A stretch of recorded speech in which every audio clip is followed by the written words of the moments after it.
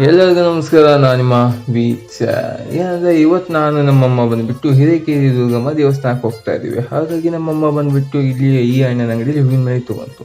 ಹೂವಿನ ಮಳೆ ತೊಗೊಂಡ್ಬಿಟ್ಟು ಬೇಗ ಇಲ್ಲಿ ಬಂದ್ವಿ.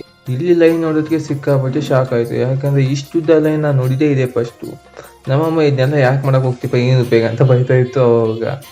ಅದೇ ಖುಷಿಯಲ್ಲಿ ಅದೇ ಬೇಜಾರಲ್ಲಿ ನೋಡ್ಕೊತ ಹೋಗ್ತೇನೆ. ಎಷ್ಟೊತ್ತಾದ್ರೂ ಲೈನೇ ಮುಗಿತಾ ಇಲ್ಲ. ಯಾಕೆ ಅಂದರೆ ದೇವರು ನವರಾತ್ರಿ ಕುಂತಿರ್ತಾವಂದು ಈ ಸಮಯದಲ್ಲಿ ಸಿಕ್ಕಾಪಟ್ಟೆ ಜನರು ಬರ್ತಾರೆ ದೇವಿ ದರ್ಶನಕ್ಕೆ. ದೇವ್ರ ದರ್ಶನ ಮಾಡಿ ಸಾಯ್ಕು ಅಂತ ನನಗಿತ್ತು. ತುಂಬಾ ಲೇಟ್ ಆಯಿತು, ಹೋಮ ಮಾಡಿದ್ದು. ಅದೇ ಖುಷಿಯಿಂದ ದೇವ್ರ ದರ್ಶನ ಮಾಡಿದ್ರೆ ಸಿಕ್ಕಾಪಟ್ಟೆ ಖುಷಿ ಆಯಿತು. ನಾನು ನಿಂತಿರ್ತಕ್ಕಂಥ ಸ್ಟೈಲ್ ನೋಡಿದ್ರೆ ಗೊತ್ತಾಗುತ್ತೆ ಎಷ್ಟು ಜನ ಅದ ಅಂದ್ಬಿಟ್ಟು. ಇಲ್ಲಿ ವಿಡಿಯೋ ಮಾಡೋದಕ್ಕೆ ಆಗ್ತಾ ಇದ್ದಿದ್ದಿಲ್ಲ, ಅದಾಗ ವಿಡಿಯೋ ಮಾಡ್ಕೊಂಡೆ. ಹಾಗೆ ಇಲ್ಲಿ ದೀಪ ಕೂಡ ಹಾಕಿದ್ದು, ತುಂಬ ಚೆನ್ನಾಗಿ ಕಾಯಿತು, ವಿಡಿಯೋ ಮಾಡ್ಕೊಂಡೆ. ಬೇಗ ದರ್ಶನ ಮುಗಿಸ್ಕೊಂಡ್ಬಿಟ್ಟು ಹೊರಗಡೆ ಬಂದ್ಬಿಟ್ಟು ಹೋಮ ಹಾಕೋದ್ವಿ. ಹೋಮ ಚೆನ್ನಾಗಿತ್ತು ಅಂದ್ಬಿಟ್ಟು ಅಮ್ಮ ಅದೇನೋ ಮಾಡ್ತಾ ಇತ್ತು. ನಾನು ಹೋಗಿ ಆಗಲ್ಲ ಅಂದ್ಬಿಟ್ಟು ಸುಮ್ಮನೆ ಇಲ್ಲಿ ಬಂದೆ. ಇಲ್ಲಿ ನೋಡ್ತೀನಪ್ಪ, ಹೊಳೆ ಅಂತೂ ಸಿಕ್ಕಾಪಟ್ಟೆ ತುಂಬ ಚೆನ್ನಾಗಿ ಹರಿತಾ ಇತ್ತು. ಯಾಕೆಂದರೆ ಮಳೆಗಾಲ ಅಲ್ಲ, ಹಂಗಾಗಿ ಇವತ್ತು ಮಳೆ ಬಂದಿದ್ದು ನಮಗೆ ಖುಷಿ. ಕೆಳಗಡೆ ಹೋಗೋಣಂದ್ರೆ ಕಾಲು ಸ್ಕಿಪ್ ಆಗ್ತಾ ಇತ್ತು. ಹಾಗಾಗಿ ಪ್ರಸಾದ ತಿನ್ಕೊಂಡ್ಬಿಟ್ಟು ಹಾಗೆ ಸುಮ್ಮನೆ ಅಮ್ಮ ಮುಂದೆ ಹೋಗಿತ್ತು, ನಾವು ಹೋಗ್ತಾ ಇದ್ದೆ. ಅಮ್ಮನ ಕೂಡ ಗಂಟ್ಬಿಟ್ಟು ಐಸ್ ಕ್ರೀಮ್ ತಿನ್ಕೊಂಡೆ.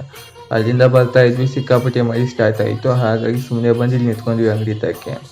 ಅಂಗಡಿಯಿಂದ ಸೀದಾ ಮನೆಗೆ ಬಂದ್ವಿ. ಪಿಂಕಿ ಟ್ಯಾಂಕ್ಸ್ ಕೊಡ್ತೇನೆ ಅಂತ ಹೇಳಿದ್ರು, ಟ್ಯಾಂಕ್ಸ್ ಇಸ್ಕೊಂಡೆ. ಇವತ್ತಿನ ಬ್ಲಾಗ್ ಇಷ್ಟ ಆಗಿತ್ತು ಗೈಸ್. ನಿಮಗೆಲ್ಲ ಹೇಗೆ ಅನಿಸ್ತು ಅಂದ್ಬಿಟ್ಟು ಕಮೆಂಟಲ್ಲಿ ತಿಳಿಸಿ.